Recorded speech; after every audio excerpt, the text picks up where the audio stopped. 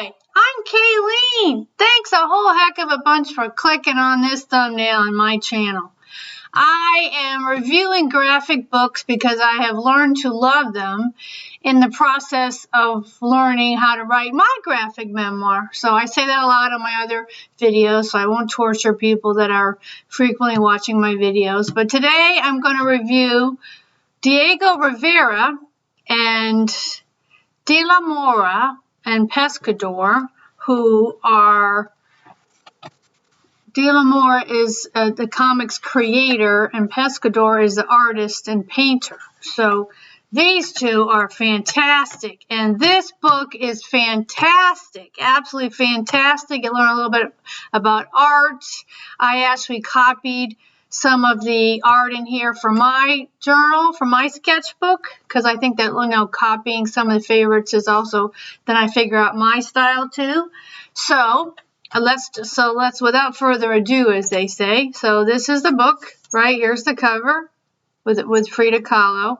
There is one interesting thing. I will say this right now in the beginning. When I read the book, which I think is also by Pescador, about Frida Kahlo, she mentions that Diego Rivera's doctor said that he was not capable of being monogamous. He had a condition that he could not sleep with other women. So I find that very interesting. But that isn't mentioned at all in this book. So if anybody has any other interesting information, please share. I want this to be a graphic book club as well. So let's get going. I just want to share a few of my favorite art, not too much, and then I would hope that you maybe get the idea for reading this from my channel and then go read it and then come back and maybe watch the rest of my video and make a comment if you wanted to. So there is, I guess there isn't a very spoiler alerts because he died in the 50s and she died in 54. So now all the information is probably out there, right? So I wanted to share some of my favorite art and some questions that I have. And I did learn some more stuff. So I did copy this face. So this was Diego Rivera's father, I believe. I'm pretty sure. Yeah. He yelled. He was a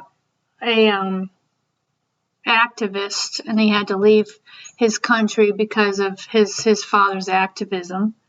So that's art, and you can see the art here by Pescador. So it's awesome. Actually, every single panel is a work of art, right? That's one reason why. And from all the brain books that I read to help my mother and stop her from forgetting me, looking at an image is more of a challenge than actually playing chess. So I highly recommend and challenge your brain. And also, I really believe if you're studying any classic books, see if that book has been written had a graphic adaptation. So I just also reviewed The Great Gatsby by Kay Woodham. And so if you're having troubles with the book, I forgot her last name, I'm sorry, Kay. So then you can look at the book and then I'll help you. And also you can see what her interpretation was for some of the information in the textbook. So highly, if you have trouble, especially the Iliad and the Odyssey, those have been adapted by Gareth Hines. I also reviewed The Great Sling by Gareth Hines on my book too. And his art is fantastic too. So if you're confused on the Iliad and the Odyssey, and I was, and I still am, read those books as well. So let's get back to this.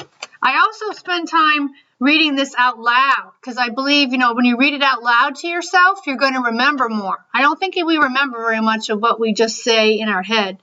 I found this really, really interesting. So his younger brother died at 2 years old and his mother did not handle it very well. So he went off in the country to live, and he wrote here, "Those years in the wilderness saved me from any early deformation I would have suffered in my parents' home.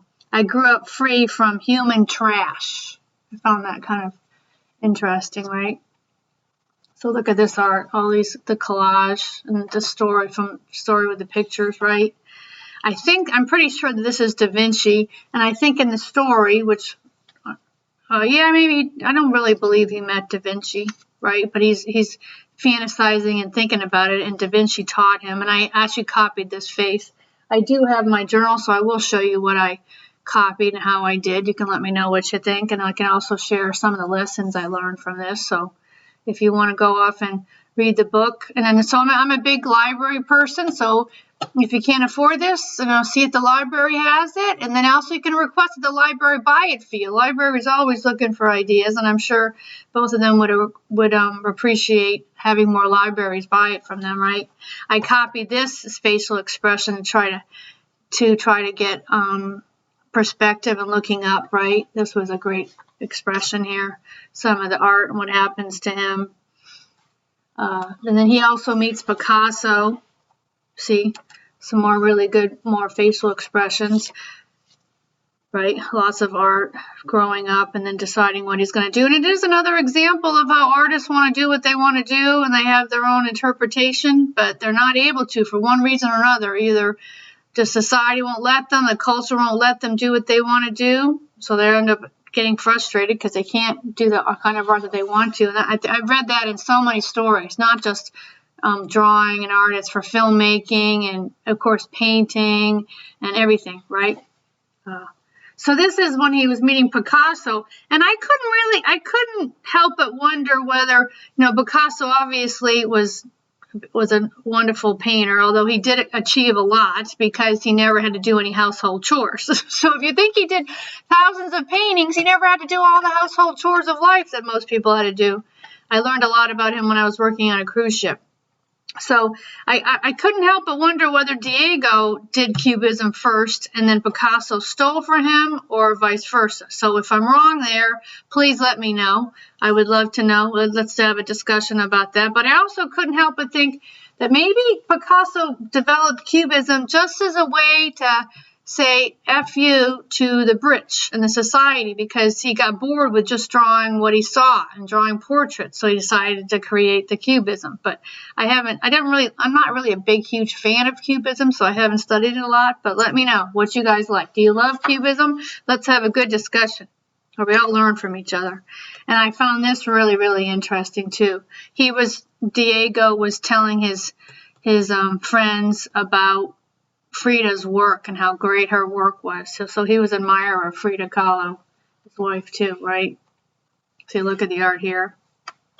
I'm sorry about that in case there's some children. There is a little bit of nudity in this book, so this is what I was thinking about. I really wondered whether Picasso developed Cubism as just a way to stick it to the rich, right? On this I wanted to make my point. This woman, who I think was one of Diego's wives or a girlfriend, was thinking that Frida was really strong to walk in there. This was before, when she was very younger, that she was strong enough to go in there. And I really believe it might have been Frida's naivete. She didn't believe anybody would hurt her. So she didn't go in there thinking that she was going to fight her way. She didn't believe anybody was going to hurt her, which is a good way to live, right? We should visualize nothing bad's going to happen to us, right? So look at the art here. More wonderful art, right? And then there is a really big pullout in here of the big mural that Diego did in a church. So I'm not going to show that because I want to encourage you to get the book, read the book, right? And I copied this facial expression already, right? Lots of really good art. And then this is the last one I wanted to show. Some more really good art, more of the storylines, more of this gentleman here. So here, I will show you the art and some of the lessons that I learned from reading this book. And you guys can let me know what you think, right? Right, so the Diego Rivera, this is what I copied. See some of the facial expressions. Some of them came out okay. I used Ohuhus to color it in. So this is actually this is a Dingbats notebook, and I use this for my journaling. So I wrote down that I think they learned about the golden ratio, which I have learned that before, but you forget about some stuff, right? And he said that his mother was avoiding human trash. Yeah, see, him and his father were upset at how the world works and who's trying to control and change the right people who actually do the work, right? One of the problems of the world, right? So this is, I thought I'd share what I did. Like I said, some of it came out okay. And then here's a little, the Picasso picture didn't come out very well.